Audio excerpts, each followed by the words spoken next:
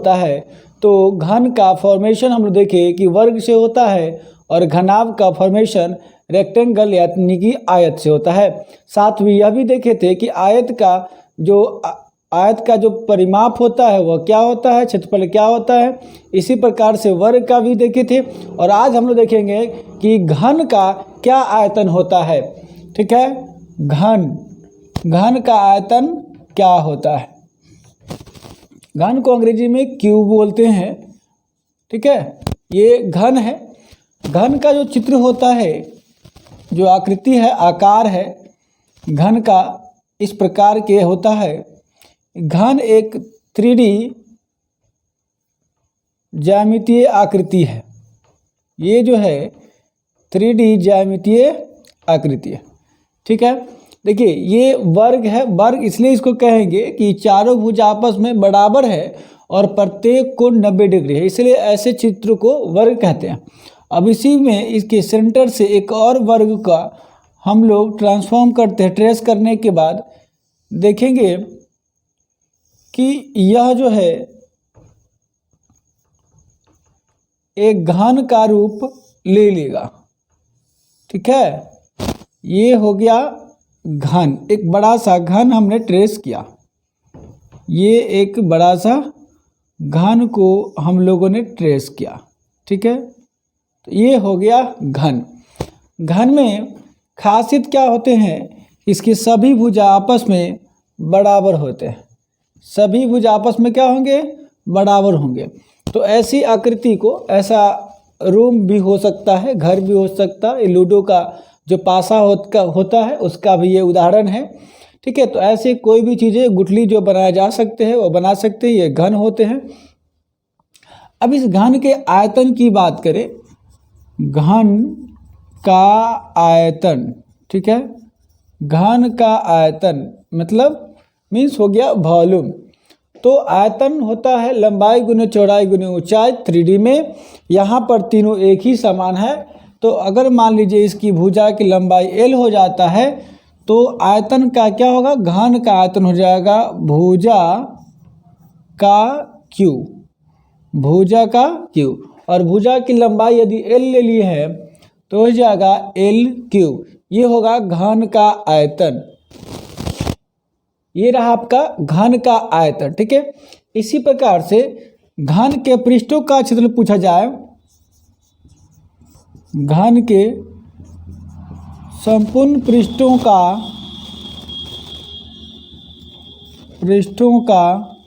ठीक है, संपूर्ण पृष्ठों का क्षेत्रफल।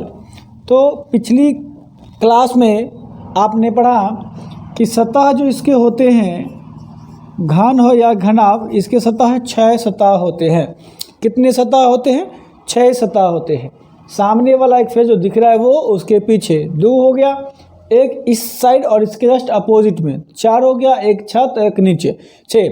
तो 6 यानी कि 6 घन के मिलने से बना, 6 वर्ग से मिलने से बनता है।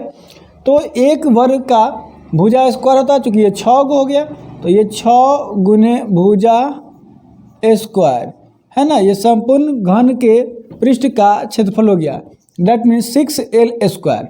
ये हो गया 6L स्क्वायर। ठीक है, ये हो गया घन का संपूर्ण पृष्ठ के क्षेत्रफल और ये हो गया घन का आयतन यानी कि वॉल्यूम। ये surface area of the cube हो गया। अब इसी जगह देखेंगे घन का, है ना, घन का विकर्ण। क्या हुआ, घन का विकर्ण।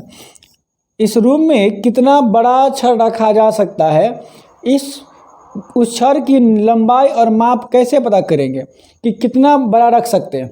तो उसके लिए हम किसी भी रूम का जिसमें हमको छड़ रखना है उसके विकर्ण की लंबाई को ज्ञात कर लेंगे तो ये से बता सकते हैं कि उस घर में बड़ा से बड़ा छड़ उसके विकर्ण के लंबाई के बराबर रखा जा सकता है।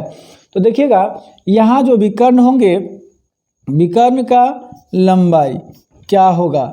ठीक है, विकर्ण का लंबाई क्या होगा, तो इसके लिए हो जाएगा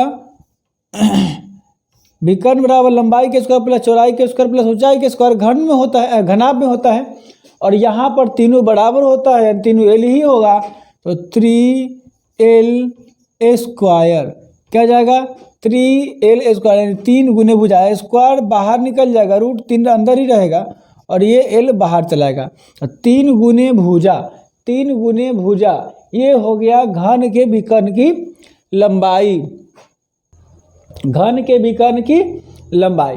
तो आपने देखा कि घन का आयतन भुजा क्यू, घन के पृष्ठों संपूर्ण पृष्ठों का क्षेत्रफल 6 गुने भुजा स्क्वायर, घन का विकर्ण क्या हो गया 3 गुने भुजा स्क्वायर।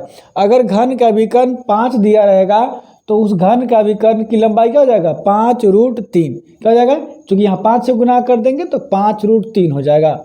ठीक है, तो ये चीज़ें, इतनी चीज़ें आपका हो गया घन के संबंध में। अब देखते हैं हम लोग कि घनाभ का क्या कुछ फार्मूला है। देखिए, घन के बाद, घन का टॉपिक कंप्लीट हो गया, इसके बाद जो आता है वह है आपका घनाभ।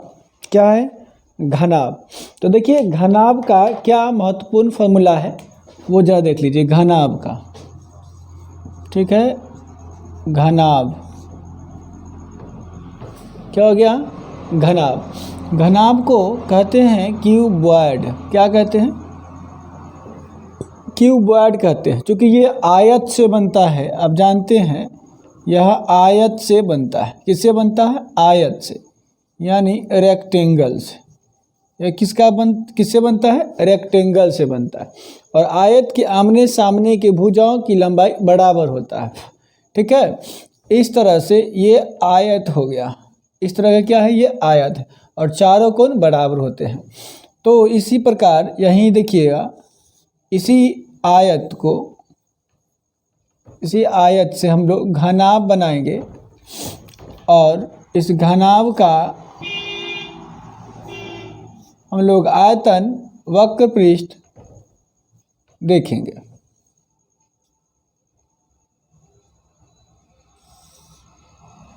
देखिए, इस तरह से ये घनाभ का आकृति ड्रॉ हो गया, ये आपका हो गया घनाभ।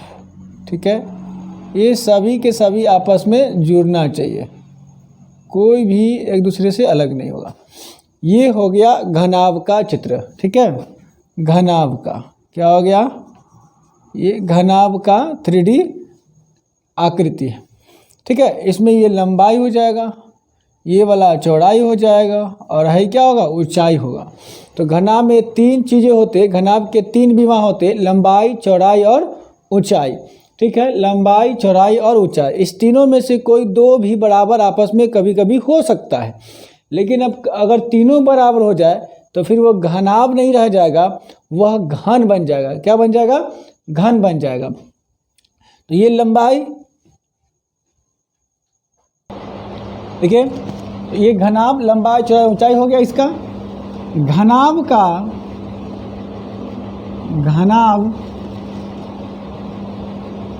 घनाभ का आयतन, घनाभ का आयतन क्या होगा, जरा देखिए, आयतन मीन्स वॉल्यूम, घनाभ का आयतन। तो घनाभ के आयतन निकालने के लिए इसके तीनों विमाओं को आपस में गुना करेंगे, जो मान आएगा वही इसका आयतन होगा। तो लंबाई गुने चौड़ाई गुने ऊंचाई, ये हो गया घनाभ का आयतन। क्या हो गया, घनाभ का आयतन हो गया।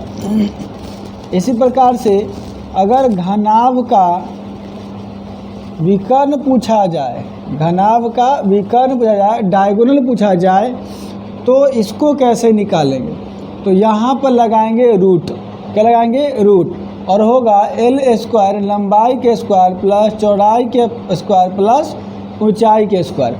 ऐसा इसलिए होता है, ऐसा इसलिए होता है क्योंकि ये आयत से बना होता है, आयत से बना होता है। और मैंने कहा कि इसका प्रत्येक कोण 90 डिग्री का होता है, प्रत्येक कोण 90 डिग्री का। जब तिरछा भुजा मिलाएंगे तो ये सामने वाला कोण क्या है, 90 डिग्री का है। इस हिसाब से ये क्या बन जाएगा, घन बन जाएगा, समकोण त्रिभुज बन जाएगा। क्या बन जाएगा, समकोण त्रिभुज।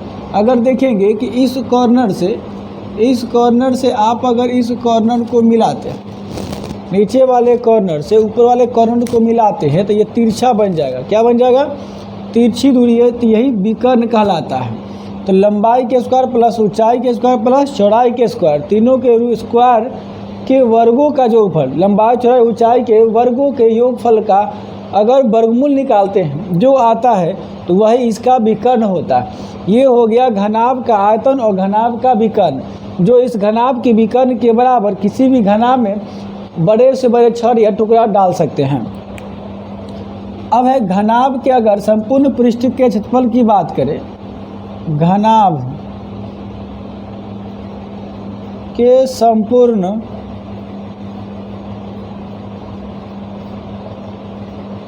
पृष्ठ का क्षेत्रफल आपसे पूछा जाए तो क्या जवाब होगा।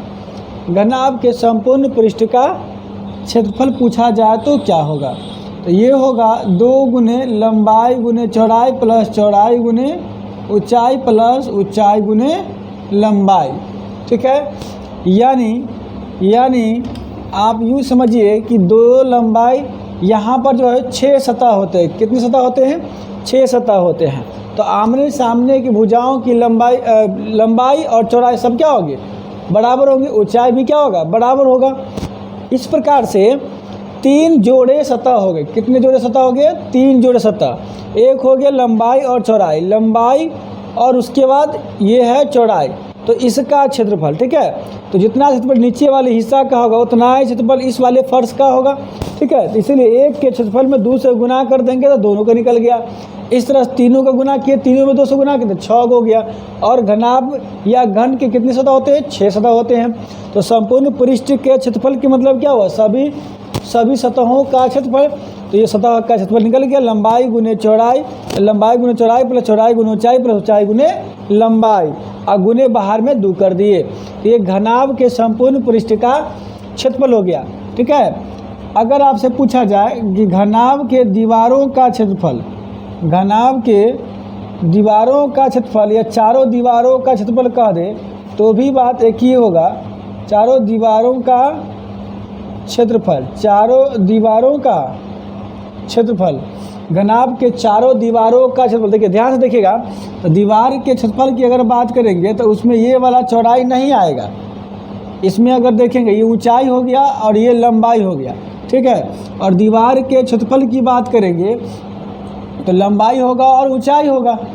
एक जोड़ा तो हो गया लंबाई गुने ऊंचाई, प्लस दूसरी जोड़ा जो होगा वो इस साइड वाला होगा। ठीक है, इस साइड वाला, तो इसमें ऊंचाई और चौड़ाई होगा, यानी कि ऊंचाई गुने क्या आ जाएगा?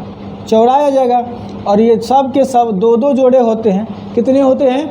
2-2 जोड़े होते हैं। अब आप देखेंगे कि इसमें भी लंबाई है, इसमें लंबाई नहीं है, यहाँ चौड़ाई है, इसमें भी चौड़ाई है, और यहाँ बाहर में 2 है, तो 2h गुने यहाँ पर लंबाई जोड़ चौड़ाई हो गया। चारों दीवार के क्षेत्रफल अगर निकालने की बात कहेगा तो लंबाई चौड़ाई के योगफल में ऊंचाई से गुना करके और 2 गुना करते हैं तो इससे घनाभ के चारों दीवार का क्षेत्रफल निकल जाता है। केवल दीवार का क्षेत्रफल निकालना हो तो उसके लिए directly 2h into n plus b कर सकते हैं, है ना। इसको लिखने के एक और तरीका ऐसे भी लिख सकते हैं, 2 into l plus b into h।